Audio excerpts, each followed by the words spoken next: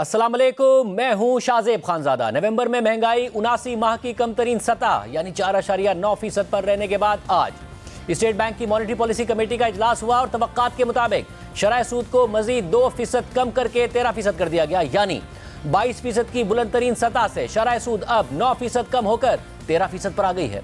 आज monetary policy committee के एलामिये के मुताबिक नवंबर में महंगाई मॉनेटरी पॉलिसी कमेटी की तवक्कात के मुताबिक 4.9% पर आ गई, जिसकी बुनियादी वजह खाने पीने की अशिया की महंगाई में कमी है। मगर मॉनेटरी पॉलिसी कमेटी ने यह नोट किया कि कोर इन्फ्लेशन 9.7% की सतह पर मौजूद है और मुस्तहकम है, जबकि कंज्यूमर्स और बिजनेसेस की महंगाई के हवाले से तवक्कात भी वोलेटाइल हैं। इसी बुनियाद पर मॉनेटरी पॉलिसी कमेटी समझती है कि टारगेटेड रेंज में मुस्तहकम होने से पहले शॉर्ट टर्म में महंगाई वोलेटाइल रह सकती है। एलामिये के मुताबिक मॉनेटरी पॉलिसी कमेटी ने मुआशी अशारियों का जायजा लिया, जिसमें अक्टूबर में करंट अकाउंट मुसलसल तीसरे माह में सरप्लस रहा, जिसकी वजह से कमजोर फाइनेंशियल इन्फ्लोज और बैरूनी कर्जों की अदायगियों के बावजूद ज़र मुबादला के ज़खायर बढ़कर 12 अरब डॉलर्स की सतह उबूर कर गए, जबकि बैनुल अक़वामी कमोडिटीज़ की कीमतें भी पाकिस्तान के लिए अच्छी रही हैं, जिससे महंगाई और इंपोर्ट बिल पर मस्बत असरात पड़े हैं। जबकि प्राइवेट सेक्टर को कमर्शियल बैंक्स की तरफ से दिए जाने वाले कर्जों में इजाफा हुआ है, जिसकी बुनियादी वजह फाइनेंशियल कंडीशंस का बेहतर होना और बैंक्स की तरफ से अपने एडवांस टू डिपॉजिट रेशो की शर्त को पूरा करने के लिए कर्जों में इजाफा करना है। जबकि टैक्स रेवेन्यू का शॉर्टफॉल मजीद बढ़ गया है। इन डेवलपमेंट्स को देखते हुए कमेटी के मुताबिक शरह सूद में मजमूई कमी के आसार आने वाले क्वार्टर्स में भी नजर आएंगे। इस माली साल में मुआशी तरक्की 2.5% से 3.5% रहने की तवक्को है। दूसरी तरफ शरह सूद में कमी की तवक्कात और लिक्विडिटी में इजाफे की वजह से स्टॉक मार्केट में मुसलसल इजाफा देखा जा रहा है। स्टॉक मार्केट में तेजी का सिलसिला बहुत तेजी से आज भी जारी रहा, जहां 100 इंडेक्स 1867 पॉइंट्स इजाफे के साथ 1,16,169 पॉइंट्स की सतह पर बंद हुआ, जबकि इंट्राडे के दौरान 100 इंडेक्स 1,16,681 पॉइंट्स तक भी पहुंचा था। इस साल 100 इंडेक्स में रिकॉर्ड तेजी देखी गई है। पाकिस्तान की तारीख की टॉप 10 तेजियों में से 100 इंडेक्स में 9 बार ये तेजी इसी साल यानी 2024 में देखी गई है, जबकि इससे पहले 27 नवंबर को मार्केट में 4,695 पॉइंट्स का इजाफा देखा गया था, जो अब तक की तारीख का सबसे बड़ा इजाफा है। और 27 नवंबर वो दिन था जब 26 नवंबर की रात को तहरीक इंसाफ के धरने की नाकामी के बाद मार्केट खुली थी, क्योंकि सियासी गैर यकीनी जो धरने से पैदा हुई थी वो खत्म हो गई थी। इस हवाले से बात करेंगे। Governor state bank Jamil Ahmed साहब हमारे साथ मौजूद हैं। बहुत सारे सवालात हैं जो पैदा हो रहे हैं कि आने वाले 6-7 माह में इकोनॉमी कैसी रहेगी, इन्फ्लेशन के खतरात कैसे रहेंगे, बैरूनी अदायगियों जो पाकिस्तान को करनी है वो पाकिस्तान कैसे करेगा, ज़र मुबादला के ज़खायर कैसे मुस्तहकम रहेंगे, तमाम इशूज़ पर बात करेंगे। Governor state bank of Pakistan Jamil Ahmed साहब हमारे साथ मौजूद हैं। बहुत शुक्रिया जमील अहमद साहब हमें शो में ज्वाइन करने के लिए। ज़ाहिर दरमियान में स्टेट बैंक पर यह तनकीद भी हुई कि आपने ज़रूरत से ज़्यादा मॉनेटरी पॉलिसी को सख्त रखा हुआ है, हालांकि इन्फ्लेशन कम हो रही है, बट फाइनली इन्फ्लेशन भी कम हुई है और शरह सूद भी बहुत ज़्यादा कम हो गई है। मगर 9.7% की कोर इन्फ्लेशन, क्या खतरा अभी भी महसूस कर रहा है state bank monetary policy committee के जो मीडियम रेंज में टारगेट है 5 से 7% का, उसे हासिल करने में ज़रा देर हो जाए? जी अस्सलाम वालेकुम खानज़ादा साहब। सबसे पहले तो आप का शुक्रिया कि आपने इस प्रोग्राम में मुझे मदऊ किया। आज मॉनेटरी पॉलिसी कमेटी का अजलास हुआ और जैसे कि आपने अपने इंट्रोडक्टरी रिमार्क्स में कहा कि हमने शरह सूद जो है वो 15% से कम करके 13% कर दी, 2% का जो है वो इसमें आज कमी की गई है। और उसके बहुत सारे अंडरलाइंग जो रीज़न्स हैं वो हमने अपनी मॉनेटरी पॉलिसी स्टेटमेंट में भी दिए हैं, और साथ साथ जो है वो हमने इस मीटिंग के बाद में एक हमने जो एनालिस्ट हैं मुख्तलिफ उसमें मुआशी तज्ज़ियाकार होते हैं, लोकल भी होते हैं, उसमें फॉरनर्स भी होते हैं, उनको हमने बड़ी डिटेल्ड ब्रीफिंग दी है और उसमें वो सारी रीज़न जो है वो हमने उनको उसमें उनको जो है वो पूरा उसमें अपडेट किया है। तो 2-3 बातें बस मैं इसमें करना चाह रहा था। जैसे आपने पहले आपने रिमार्क्स में भी कहा कि एक तो फूड इन्फ्लेशन जो है वो उसमें काफ़ी कमी आई है, और आपको अगर याद हो कि जब ओवरऑल इन्फ्लेशन जो है वो 38% पे पीक किया था जून 2023 में, तो उस वक्त हमारा फूड इन्फ्लेशन जो है वो कोई 48% के करीब पहुंच गया था। तो आप देखें 48% से कम होके इस वक्त जो फूड इन्फ्लेशन है वो तकरीबन ना होने के बराबर है। और दूसरा जो है वो हमारा एनर्जी का जो इन्फ्लेशन था वो भी बहुत बढ़ गया था, उसमें उस वक्त भी उसका भी लेवल बहुत ज़्यादा हो गया था, तो उसका भी अब अभी जो है वो 3-4% पे आ गया। तो उसके नतीजे में फूड इन्फ्लेशन में कमी और एनर्जी इन्फ्लेशन में कमी के नतीजे में जो हमारा जो ओवरऑल जो CPI है वो इस वक्त 4%, पिछले महीने में 4.9% पे आ गया। तो इसमें लेकिन साथ साथ हमने अपने स्टेटमेंट के अंदर भी एक चीज़ का जो काफ़ी जिक्र किया है वो ये है कि जो हमारा जो कोर इन्फ्लेशन है वो अभी भी बहुत स्टिकी है, मतलब उसमें जो कमी तो आ रही है लेकिन उसका जो कम होने की जो रफ्तार है वो ज़रा स्लो है। और ये एक कंसर्न वाला फैक्टर है कि जिसको हमें बहुत क्लोजली देखना है, क्योंकि जो कोर इन्फ्लेशन जब तक भी नीचे नहीं आएगा तो तब तक हम ज़रा कंसर्न रहते हैं कि जो हमारा ओवरऑल इन्फ्लेशन है वो जो गो के कम हो गया है, लेकिन उसमें अभी भी उसके रिलेटेड जो है वो रिस्क फैक्टर्स मौजूद हैं। तो अब हम इसको बहुत क्लोजली आगे चल के मॉनिटर करेंगे, लेकिन मैं समझता हूँ कि अभी इस वक्त जो इन्फ्लेशन की सूरत हाल जो ओवरऑल 4.9%, कहाँ 38% और कहाँ 4.9%, तो आप ये देखें सिर्फ 1.5 साल के अरसे में हमारा ये तकरीबन जो है वो 35% का 34% का जो है इन्फ्लेशन में कमी आई है। तो इससे मैं समझता हूँ कि जो गैर यकीनी की सूरत हाल 1-1.5 साल पहले थी वो अब बिल्कुल उसमें काफ़ी स्टेबिलिटी आपको नज़र आती है, और ये यकीनन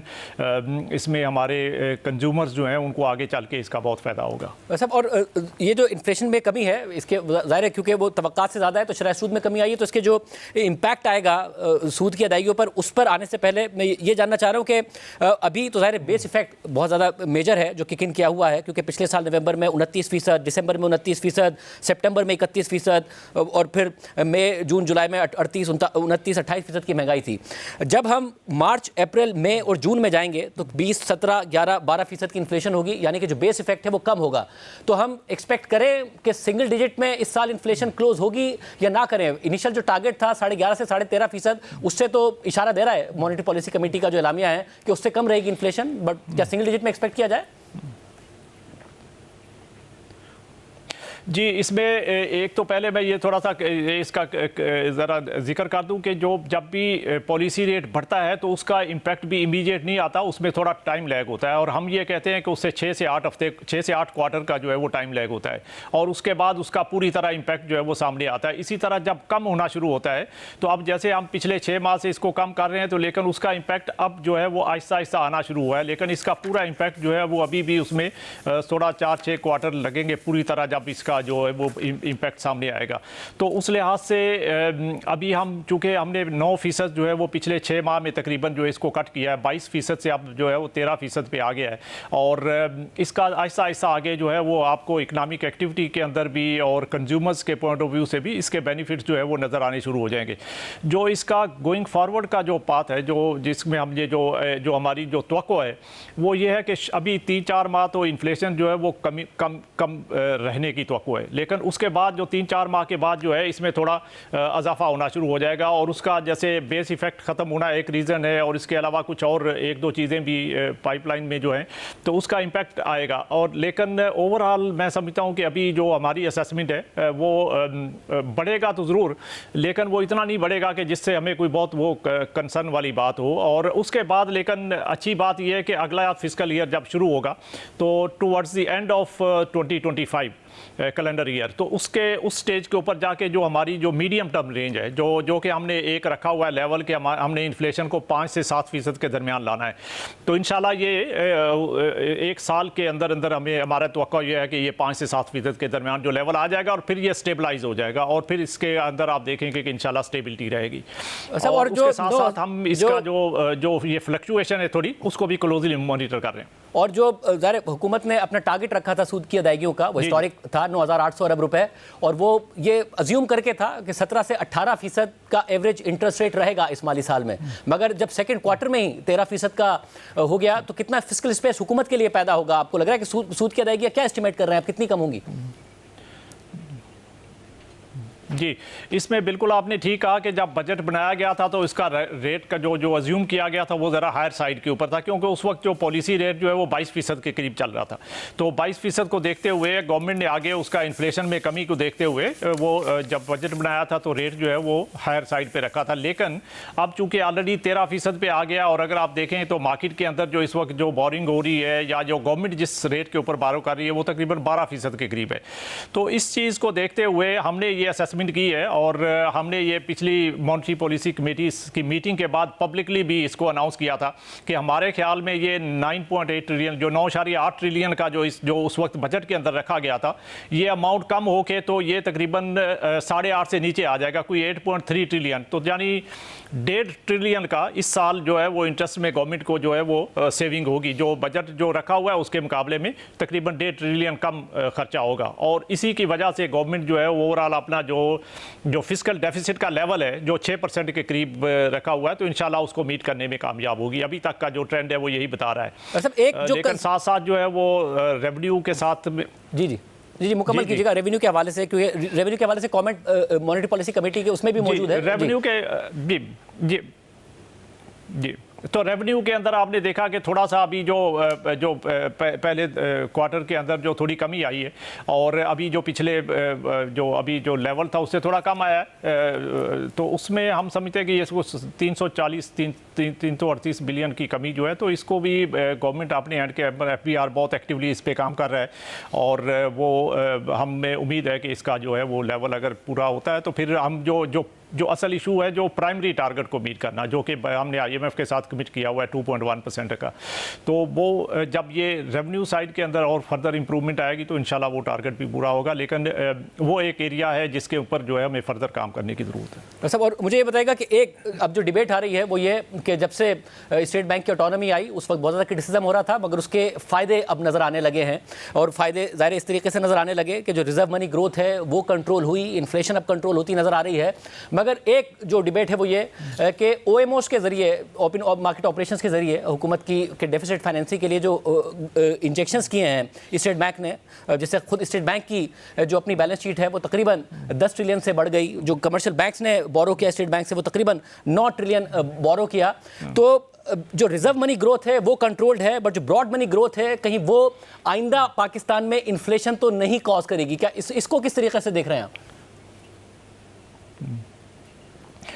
जी, पहले बात तो ये कि ये OMO जो हम करते हैं और उसके नतीजे में जो बैंक्स बोरो करते हैं, तो इस वक्त तो ये पिछले कुछ हफ्तों से या इवन महीनों से ये तो बैंक्स के लिए एक खसारे का सौदा है, क्योंकि हमसे वो इस वक्त जो है वो 15% पे पिछले कुछ देर से बोरो कर रहे हैं, क्योंकि हम पॉलिसी रेट से नीचे बैंक्स को लेंड नहीं करते। लेकिन बैंक्स आगे जो गवर्नमेंट को दे रहे हैं, तो आपने देखा है कि अभी लास्ट ऑक्शन के अंदर वो 12% से भी कम पे उन्होंने लेंड किया है।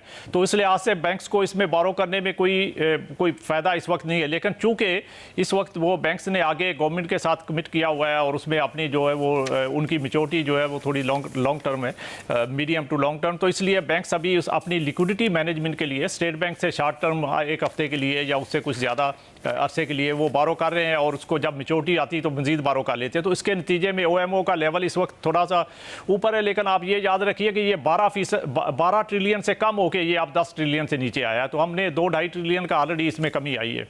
तो गोइंग फॉरवर्ड जो है वो जब गवर्नमेंट की अपनी जैसे जैसे ये पोजीशन बेहतर हो रही है तो इसमें मज़ीद कमी आने के हमारे ख्याल में जो है वो चांसेस हैं।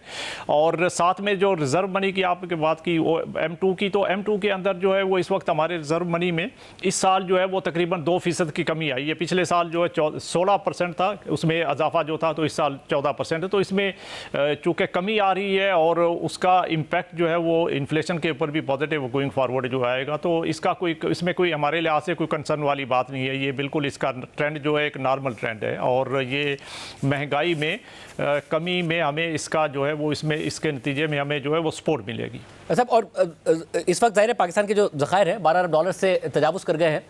जो मॉनेटरी पॉलिसी कमेटी स्टेटमेंट में बात की गई है वो ये कि इन्फ्लोज वीक थे और बैरूनी अदायगियाँ भी की गई, तो जिसकी वजह से जो हमें इन्फ्लोज रेमिटेंसेज और करंट अकाउंट सरप्लस की सूरत में आ रहे थे, उसकी वजह से मतलब ज़खायर मुस्तहकम रहे। बहुत ज़्यादा कंसर्न का इज़हार किया जाता था कि पाकिस्तान ने इस माली साल में 26.1 अरब डॉलर्स की अदायगियाँ करनी है। ज़ाहिर रोल ओवर भी शामिल है, बैरूनी अदायगियाँ भी शामिल है। आज जो आपने एनालिस्ट ब्रीफिंग में बताया वो ये कि 15 दिसंबर तक 10.4 अरब डॉलर्स की अदायगी या फिर रोल ओवर वो हो चुका है।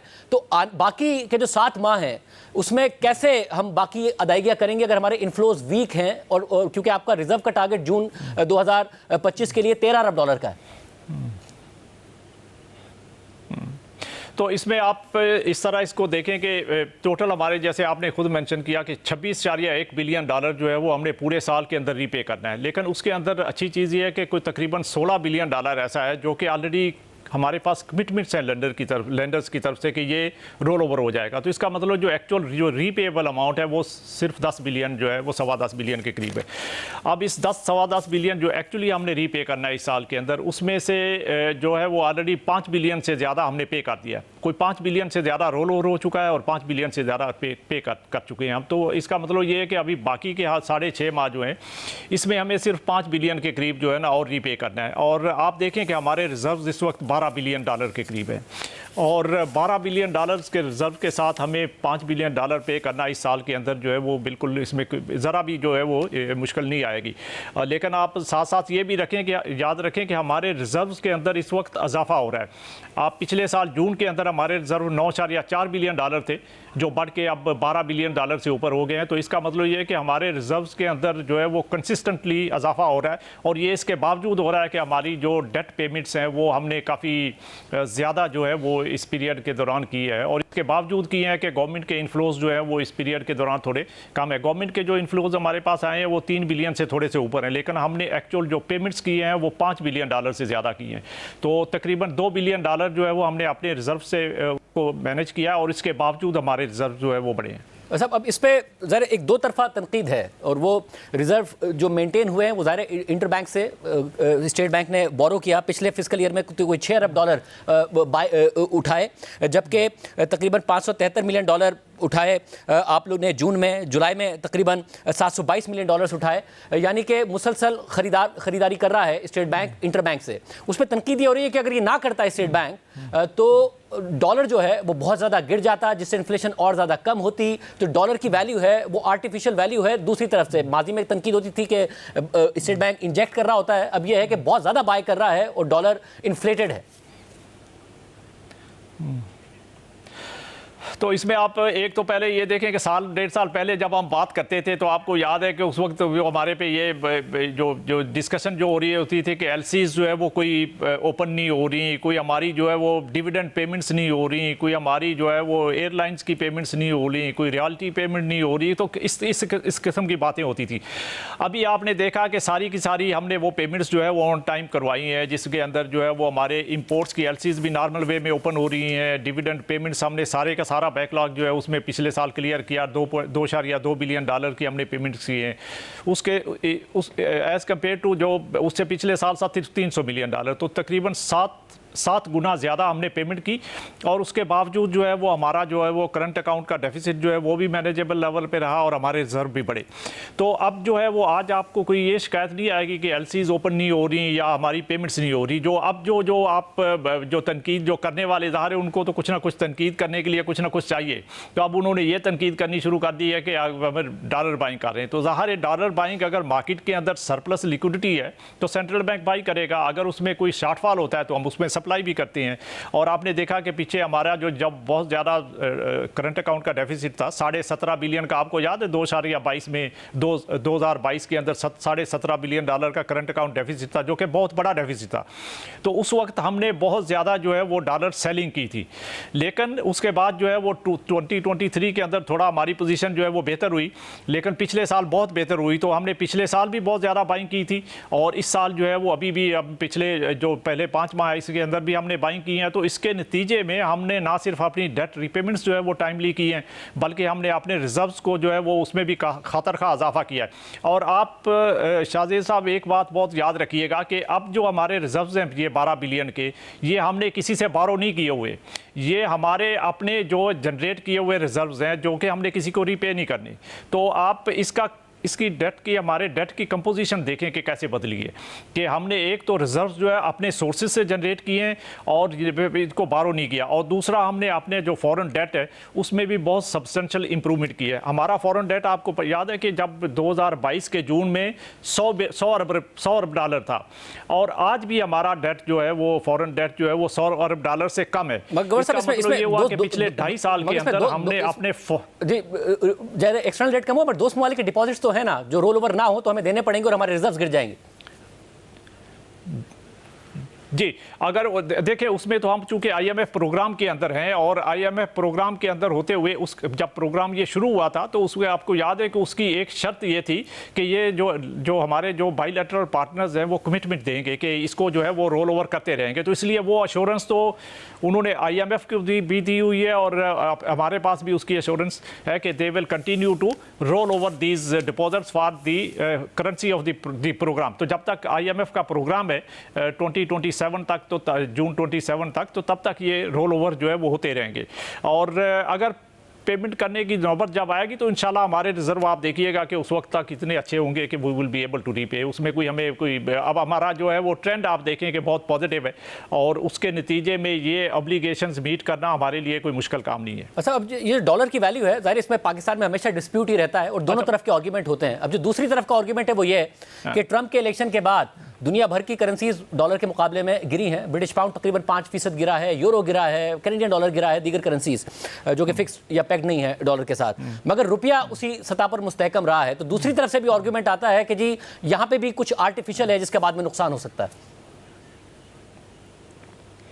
वो सर आर्टिफिशियल के ज़माना चला गया, ये तो अब बिल्कुल मार्केट डिटरमिन्ड है। और उसमें आप देखें कि जितना हमारे पास हमने जो रिफॉर्म्स किए हैं, जो एक्सचेंज कंपनीज़ के हमने रिफॉर्म्स किए हैं, और जो आपको याद है कि इंटर बैंक का और जो ओपन मार्केट के रेट में कितना फ़र्क होता था और किस तरह उसमें वोलेटिलिटी होती थी, तो ये सब रिफॉर्म्स के नतीजे में और स्मगलिंग के ऊपर क्रैकडाउन के नतीजे में, जिसमें हमें लॉ इन्फोर्समेंट एजेंसीज़ की भी पूरी मदद हासिल है, तो उसके नतीजे में ये सब इंप्रूवमेंट्स आई हैं और ये जेन्युइन स्ट्रक्चरल रिफॉर्म्स के नतीजे में इंप्रूवमेंट है। इसमें कोई आर्टिफिशियल जैसे इंटरवेंशन आप या कुछ लोग बात करते हैं तो ऐसा इस तरह का बिल्कुल भी कोई नहीं है। ये बिल्कुल जो है वो हमने मार्केट के ऊपर चीज़ें छोड़ी हुई हैं। हम सिर्फ ये कर रहे हैं कि हम इसको बड़ा क्लोजली हर चीज़ को मॉनिटर कर रहे हैं और जहाँ भी कोई प्रॉब्लम नज़र आता है तो हम उसमें बहुत स्विफ्ट एक्शन करते हैं। उसमें बिल्कुल जो चाहे कोई एक्सचेंज कंपनी गड़बड़ करे, चाहे किसी बैंक के अंदर प्रॉब्लम हो, तो हम जो है वो अपना जो सुपरवाइजरी रोल है उसको पूरी तरह अदा करते हैं।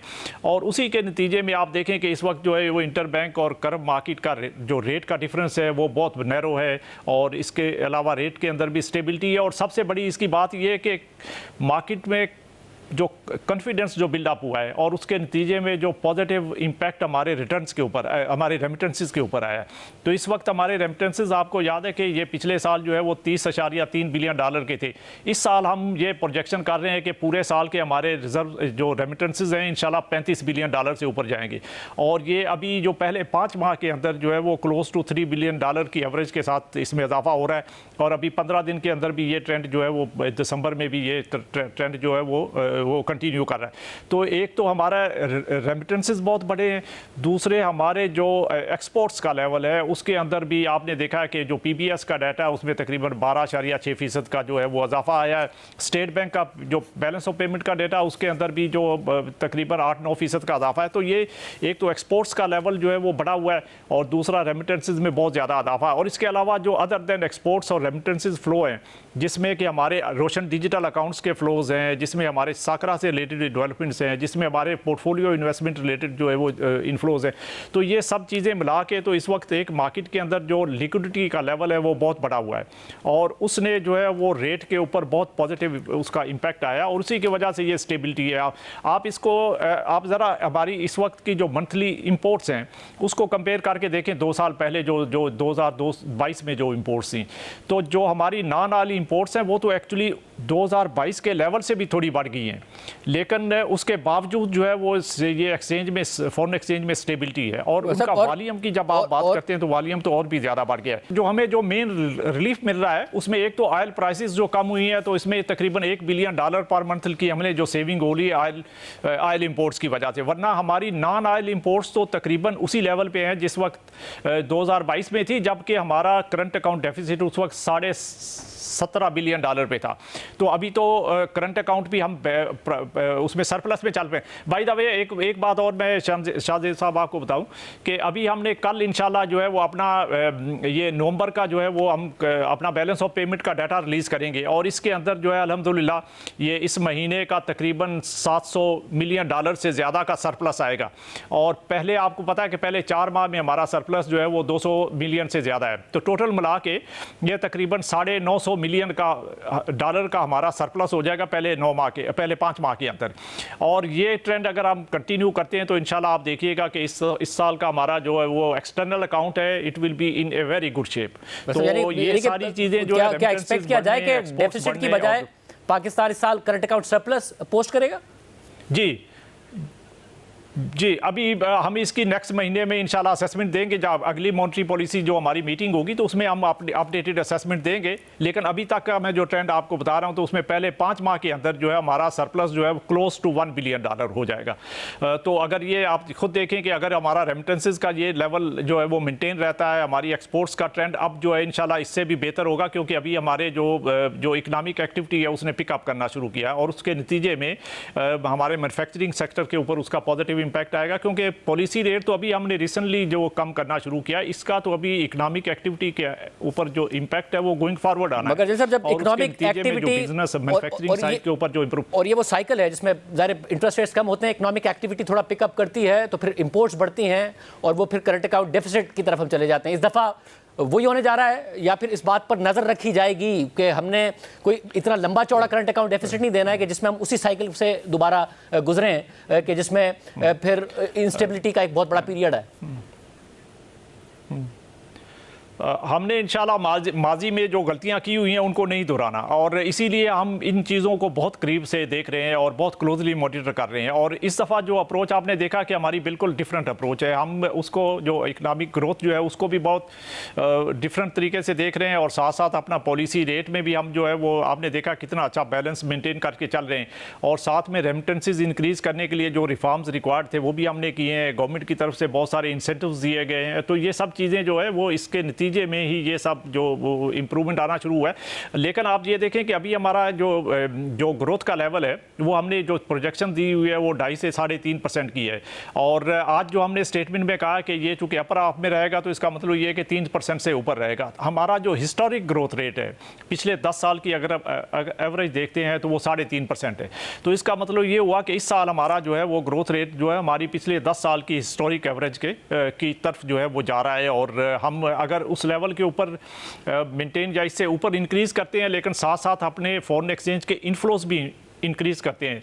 हमारे foreign exchange inflows through remittances, through exports, through other inflows, FDI अगर उसमें इंप्रूवमेंट आता है जो कि इंशाल्लाह आएगा, तो उसके साथ जो अगर ये ग्रोथ बढ़ेगा तो ये सस्टेनेबल ग्रोथ होगा। और हमने अपनी तरफ से पूरी कोशिश करनी है कि हमारा ग्रोथ लेवल जो है वो सस्टेनेबल हो, ताकि उसमें उस तरह की रिस्ट्रिक्शंस या दूसरे काम वो हमें ना करने पड़े जो हमने पहले किए। बहुत शुक्रिया governor state bank of Pakistan Jamil Ahmed साहब हमारे साथ मौजूद थे। गुफ्तगू आपने सुनी। प्राइमरी ब्रेक शामिल करते हैं। अहम पॉलिटिकल डेवलपमेंट्स भी हुई हैं। इमरान खान साहब ने आज एक दफ़ा फिर अपना बयान जारी किया है। बात करेंगे ब्रेक के बाद। इमरान खान ने 2 मुतालबात मंजूर ना होने की सूरत में आज से सिविल नाफरमानी की तहरीक शुरू करने की धमकी दी हुई थी, जिसके तहत पहले मरहले में बैरून मुल्क मुकीम पाकिस्तानियों से तरसीलात ज़र महदूद करने की अपील की जा रही थी। मगर इमरान खान की डेडलाइन गुजर गई, ना उनके मुतालबात माने गए, ना मुज़ाकरात शुरू हुए और ना खुद उनकी तरफ से अपनी धमकी पर अमल करते हुए आज से सिविल नाफरमानी की तहरीक शुरू की गई। बल्कि एक दफ़ा फिर पार्टी में फैसला साजी और राब्तों का फुकदान नजर आ रहा है। यहाँ तक कि आज खुद इमरान खान के एक्स हैंडल से उनका पैगाम पोस्ट किया गया तो उसमें भी सिविल नाफरमानी का जिक्र नहीं किया गया, ताहम नाम लिए बगैर अस्करी क़यादत पर तनकीद की गई और मज़ीद लिखा गया कि कौम तैयार रहे, मैं जल्द अगले लाएअमल का ऐलान करूंगा। जबकि आज वज़ीर आला खैबर पख्तूनख्वा अली अमीन गंडापुर अडियाला जेल गए ताकि सिविल नाफरमानी की तहरीक के हवाले से इमरान खान से हिदायत ले सके, मगर उन्हें इमरान खान से मुलाकात की इजाज़त ही नहीं मिली। इससे पहले कल वज़ीर आला अली अमीन गंडापुर ने पेशावर में गुफ्तगू करते हुए कहा था कि सिविल नाफरमानी की तहरीक का मामला अब तक वाज़ेह नहीं है, जब वाज़ेह हिदायत आएंगी तो फिर देखेंगे। बज़ाहिर लग रहा है कि अब भी पीटीआई मुज़ाकरात का रास्ता ढूंढ रही है, मगर अहम बात यह है कि हुकूमत जो बार बार पीटीआई को ताने देती थी कि आप तो सिर्फ एस्टैब्लिशमेंट से बात करना चाहते हैं, सियासी क़ुव्वतों से नहीं बात करते, वो अब बात करने को तैयार नहीं हो रही है। जबकि आज तहरीक इंसाफ के रहनुमा शौकत रिज़वी ने कहा कि आज अगर सिविल नाफरमानी की तहरीक शुरू नहीं हुई तो इसकी बुनियादी वजह यह है कि हमारी ख्वाहिश थी कि हुकूमत के साथ मुज़ाकरात शुरू हो जाएंगे, लेकिन ऐसा नहीं हुआ। अब इमरान खान आइंदा के लाएअमल का ऐलान करेंगे। जबकि गुज़िश्ता हफ्ते शेर अफजल मरवत ने कहा था कि इस वक्त मुज़ाकरात की बात करना मुनासिब नहीं है। हमारे साथ शेर अफजल मरवत साहब भी मौजूद हैं। मरवत साहब बहुत शुक्रिया मुझे ज्वाइन करने के लिए। आज सिविल नाफरमानी की कॉल थी जिस पर ज़ाहिर अमल नहीं हुआ, क्या एक ऐसी धमकी दी जिस पर हुकूमत ने ब्लफ कॉल कर लिया कि करके देख लो और फिर खुद तहरीक इंसाफ को पीछे हटना पड़ा, क्योंकि आप लोग मुज़ाकरात करना चाह रहे हैं, धमकी भी साथ दे रहे हैं, ना धमकी पर अमल हो पा रहा है ना मुज़ाकरात हो पा रहे हैं? बहुत शुक्रिया शाह साहब। मेरे ख्याल में ऐसा नहीं है कि पाकिस्तान तहरीक इंसाफ या बानी चेयरमैन इमरान खान काल से हट गए हैं। मैं ये समझता हूँ कि जो 22 नवंबर से मुज़ाकरात शुरू हुए थे और वो मुज़ाकरात का जो हशर हुआ, इस पे अगर एस्टेब्लिशमेंट को अफसोस है तो शायद ये कहना दुरुस्त ही होगा कि इधर भी अफसोस महसूस हो रहा है कि अगर उस वक़्त मुज़ाकरात हो जाते तो मुल्क के लिए, पीटीआई के लिए और तमाम निज़ाम के लिए शायद अच्छा होता।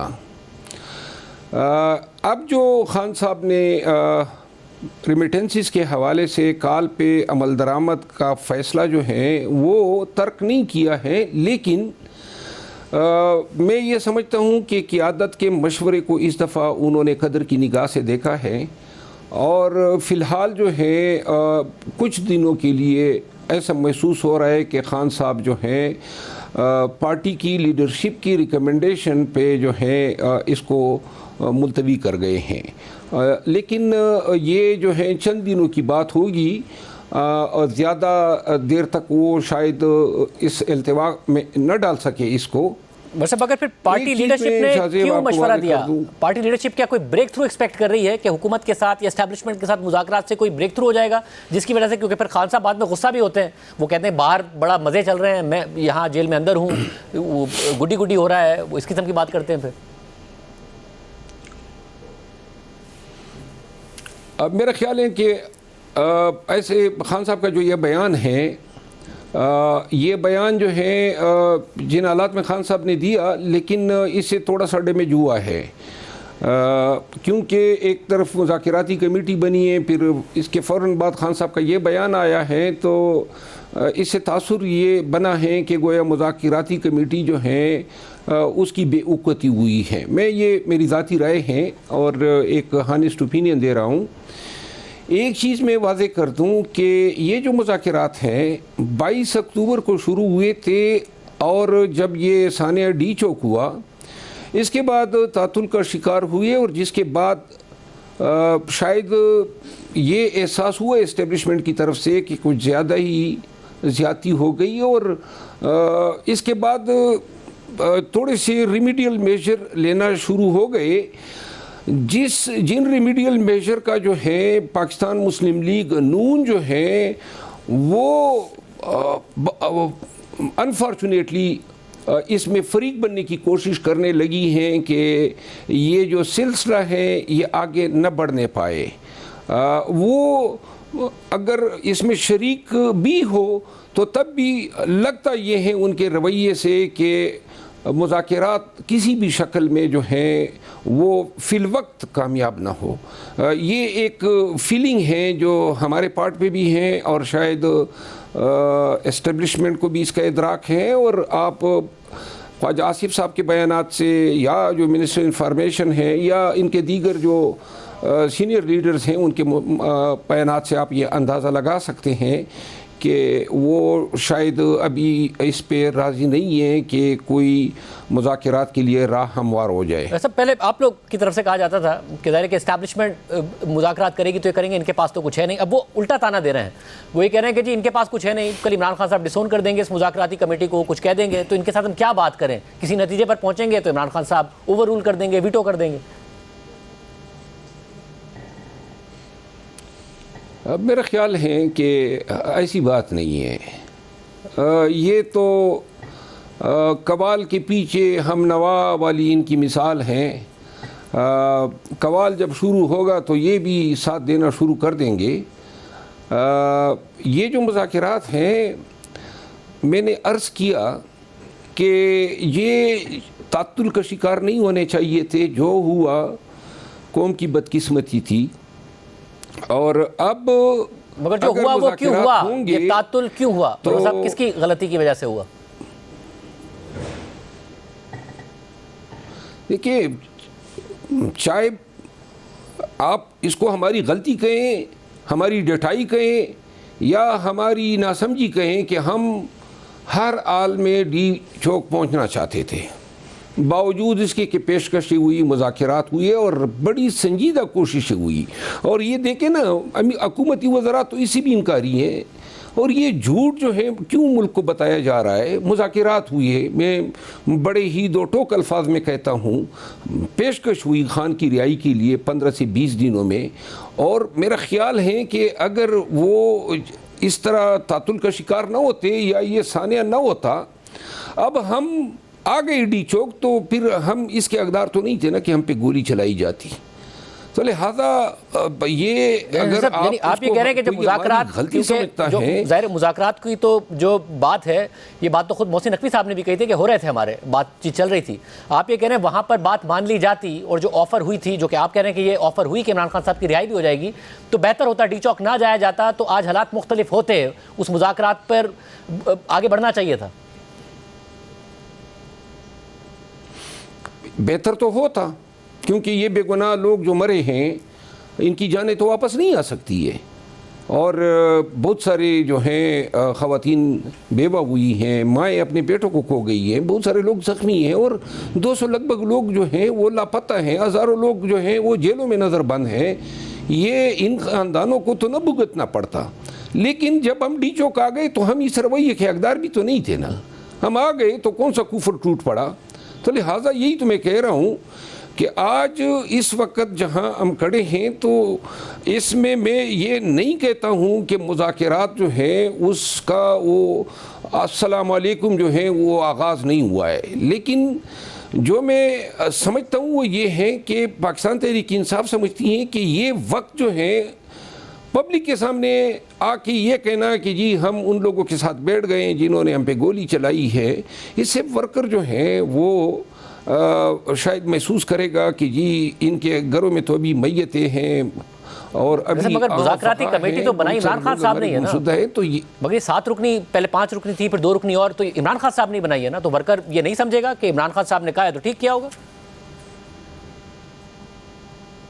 नहीं, लेकिन इमरान खान साहब भी ये समझते हैं ना, ये जो उन्होंने उस दिन बात की है ना गुड्डी गुड्डी वाली, तो इसके पीछे बेसिकली तो कमेटी ने यह समझना शुरू किया कि खान ने कमेटी बना दी है तो हमने शुरू करने हैं। और इस हवाले से जो अल्फाज थे, अदायगियाँ थी या जो ज़बान में अल्फाज अदा हुए हैं वो नरम थे, जिस तरह आज ख्वाजा आसिफ ने इस पे हमारा तमस्खुर भी उड़ाया, तो वो खान साहब ने फिर इसका गुड्डी गुड्डी का हवाला दिया या उससे तशबीह दी। असल बात ये थी कि खान की कमेटी बनाने के बाद किन टर्म्स पे किस वक्त मुज़ाकरात शुरू करने थे वो हिदायत खान ने नहीं दी थी। और यूँ जो है ये कम्युनिकेशन गैप होने की वजह से जो है खान ने इस तरह गुमान कर लिया। अच्छा, तो फिर आगे आप जब ये कह रहे हैं कि मुज़ाकरात का एक तो टाइम नहीं था, फिर आप ये एक्सपेक्ट भी नहीं कर रहे हैं कि मुज़ाकरात के हवाले से कोई डेवलपमेंट होगी, तो आगे क्या होगा? क्योंकि प्रोटेस्ट आपने करके देख लिया, सब कुछ करके देख लिया, क्या सिविल नाफरमानी की तरफ ये मामला जा रहा है फिर अल्टीमेटली? मेरा ख्याल है, मैंने आपको कहा ना, मैंने कहा कि अब कोशिशें हो रही हैं कि मुज़ाकरात जो हैं शुरू हो जाएं, और इस हवाले से शायद गुफ्तु शुनीद का आगाज़ हो चुका है, लेकिन मुज़ाकरात शुरू नहीं हुए हैं। अलबत्ता आप इसको जो है ये समझ लें कि मेजर लिए जा रहे हैं कि जो 26 नवंबर का जो सानिया है उसकी थोड़ी सी जो है दुख को, तकलीफ़ को जो है कम किया जा सके और हम वो सिलसिला दोबारा जोड़ सके जो 22 नवंबर से शुरू हुआ था और 26 नवंबर को मुनक़ते हुआ था। बहुत शुक्रिया शेरज़ बरवस साहब की गुफ्तगू आपने सुनी। प्रोग्राम ब्रेक शामिल करते हैं, प्रोग्राम खबर उसकी तफसीलात आप शामिल करेंगे। खैबर पख्तूनख्वा के कबायली ज़िला कुर्रम में 2 गिरोहों के माबैन जारी खूनी तनाज़े की वजह से हालात अभी भी इंतहाई कशीदा हैं और 12 अक्टूबर से ज़िले को पेशावर से मिलाने वाली मरकज़ी शाहराह बंद है, जिसकी वजह से अब इलाके में इंसानी अलमिया जन्म लेने का खदशा पैदा हो गया है। पाड़ा चनार में नुमाइंदा जियो न्यूज़ अली अफजल अफजाल के मुताबिक मरकज़ी शाहराह बंद होने से शहरियों को खाने पीने की अशिया समेत पेट्रोल, गैस और जलाने की लकड़ियों की शदीद किल्लत का सामना है, जबकि अस्पतालों में ज़रूरी अद्वियात भी तकरीबन ख़त्म हो चुकी हैं, जबकि माजी के बरअक्स अफगान सरहद से आने वाला रास्ता भी बंद है, जिसकी वजह से शहरी महसूर होकर रह गए हैं। अली अफजाल की खबर के मुताबिक इस दौरान हुकूमत ने हेलीकॉप्टर्स के जरिए अद्वियात पहुंचाने की कोशिश की, मगर हुकूमत की जानिब से भेजी गई अक्सर अद्वियात शहरियों की ज़रूरियात के बरक्स हैं। आवाम को इमरजेंसी दवाओं समेत कैंसर जैसे अमराज के लिए दवाइयों की ज़रूरत है, लेकिन हुकूमत की जानिब से मलेरिया की दवाइयाँ पहुँचाई गई हैं। इसके अलावा बच्चों को स्कूल जाने में दुश्वारी का सामना है, जबकि शहर मुकम्मल तौर पर सुनसान है और दुकानें भी बंद हैं। वाज़ेह रहे कि कुर्रम में जारी ये ज़मीन का तनाज़ा दहाइयों पुराना है। ये तनाज़ा इलाके के दो ग्रोहों के माबैन जारी है और अब इस बरसों पुराने तनाज़े ने फ़िरक़ावारियत का रंग भी इख्तियार किया हुआ है। इस तनाज़े में वक्तन फ़वक्तन शिद्दत सामने आती रहती है, लेकिन गुज़िश्ता 2 माह के दौरान ज़्यादा शिद्दत आई है, जिसकी वजह से 12 अक्टूबर से ज़िला कुर्रम को बाकी सूबे से जोड़ने वाली मरकज़ी शाहराह भी बंद हो गई। जबकि इस दौरान दोनों गिरोहों के लोग गाड़ियों के कॉन्वॉयज़ के ज़रिए सफ़र करते रहे, मगर 21 नवंबर को पेशावर से पाड़ा चनार जाने वाले एक कॉन्वॉय पर मुसल्लह अफराद ने हमला कर दिया था, जिसमें 50 से ज़ायद अफराद मारे गए थे। इसके बाद इलाके में जारी ये कशीदगी मज़ीद बढ़ गई। दोनों ग्रोहों की जानिब से एक दूसरे की आबादियों को निशाना बनाया गया, बाजार जलाए गए और इन पुरतशद्दुद वाक़यात में 80 से ज़ायद अफराद की अमवात हुई। और इसी वजह से पूरे इलाके में अब भी काफ़ी खौफ व हिरास फैला हुआ है और शहरी अपने घरों में महसूर हैं। जबकि गुज़िश्ता 10 दिनों से कोहाट में कुर्रम की सूरत हाल पर एक ग्रैंड जिरगा भी चल रहा है। ताहम इस ग्रैंड जिरगे में अभी तक कोई हतमी फैसला सामने नहीं आया है। आज इस हवाले से जियो न्यूज़ से गुफ्तगू करते हुए खैबर पख्तूनख्वा हुकूमत के मुशीर इत्तलात बैरिस्टर मोहम्मद अली सैफ ने कहा है कि कुर्रम ग्रैंड जिरगा ख़त्म नहीं हुआ, बल्कि फ़रीक़ैन ने मज़ीद मुशावरत के लिए एक दिन का वक्त मांगा है। जिरगा टूटने के हवाले से खबरें बेबुनियाद हैं।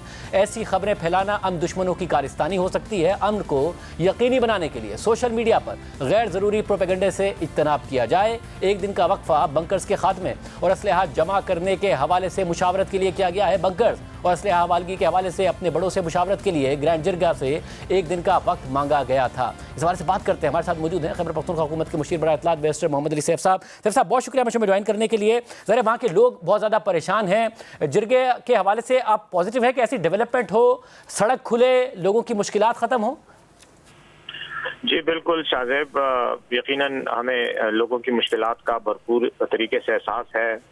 मैं खुद वहाँ उस इलाके में जाकर सारे हालात का जायज़ा ले चुका हूँ और जो सीज़ फायर हुआ था उसके कराने में भी कोशिशें की थी, जिसके नतीजे में अल्लाह के फजल से सीज़ फायर हुआ था और अभी तक अमूमी तौर पर सीज़ फायर बरकरार है। ग्रैंड जिरगा इस वक्त कोहाट में वहाँ मौजूद हैं। उन्होंने पिछले कुछ दिनों से वहाँ पर मुशावरत जारी है। मेरे ख्याल में जो मैं ग्रैंड जिरगे के बारे में, प्रोग्रेस के बारे में इतना यकीन के साथ कह सकता हूँ कि तमाम मसाइल पर बातचीत हो चुकी है और एग्रीमेंट हो चुका है दोनों फरीकैन में। सिर्फ एक नुक्ता जो है वो उस पर अभी फैसला होना बाकी है और वो ये है कि जो असला है दोनों तरफ का, दोनों मुतहारिफ फरीकैन के पास, वो हुकूमत के पास जमा कराया जाए, क्योंकि असला ही जो है वो लड़ाई झगड़ों में और फसादात में इस्तेमाल होता है और उसी की वजह से मसाइल बनते हैं। और साथ ही साथ कुछ बंकर्स हैं जो इन्होंने अपने अपने इलाकों में बनाए हुए हैं, जहाँ से एक दूसरे पर गोलाबारी या फायरिंग की जाती है, उनको भी मस्मार करना इस फरीकैन के सामने जो जिरगा हो रहा है उसमें एक एजेंडा ये है। अभी इस वक्त ये एक ऐसा नुक्ता है जिस पर जो है इत्तेफाक होना बाकी है।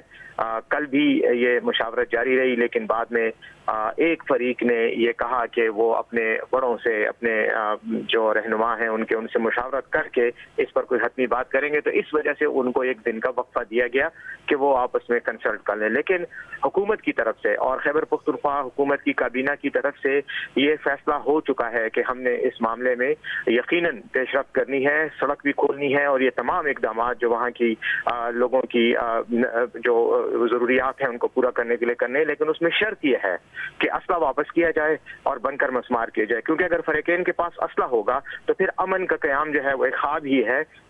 लॉ इन्फोर्समेंट एजेंसीज भी और दीगर इदारों के लिए भी इंतहाई मुश्किल हालात बन जाएंगे और इसीलिए हम ये चाहते हैं कि ये एक शर्त है कि असला वापस किया जाए, तो उसके बाद हम रास्ता खोलने के बारे में भी इकदाम करेंगे। सब ये अहम बात है, मगर इसमें ज़ाहिर कि बंकर्स का खात्मा हो, असलहे से पाक हो, रियासत की मुकम्मल रिट हो, लॉ इन्फोर्समेंट वहाँ पर जो है वो लॉ एंड ऑर्डर को इन्फोर्स करें। इसके लिए मगर आपको लग रहा है कि ये पेशरफ्त हो जाएगी और दोनों फरीक मान जाएंगे इस बात पर, ताकि जो आप मुस्तकिल अमन की बात कर रहे हैं कि दोबारा ऐसे वाक़यात ना? शाज़ेब, यही सबसे बड़ा मूट पॉइंट है जिस पर बात हो रही है, जिस पर टाइम सर्फ हो रहा है और जिस पे दोनों फरीकैन की आपस में रजामंदी इंतहाई ज़रूरी है। उसकी वजह यह है कि हुकूमत ये चाहती है कि हम लॉ इन्फोर्समेंट के इकदामात करने से पहले दोनों फरीकैन को भरपूर मौका दें कि वो आपस में बैठ के अपनी मर्जी से आवाम के मफाद को मद्देनजर रखते हुए मसले का हल निकालें।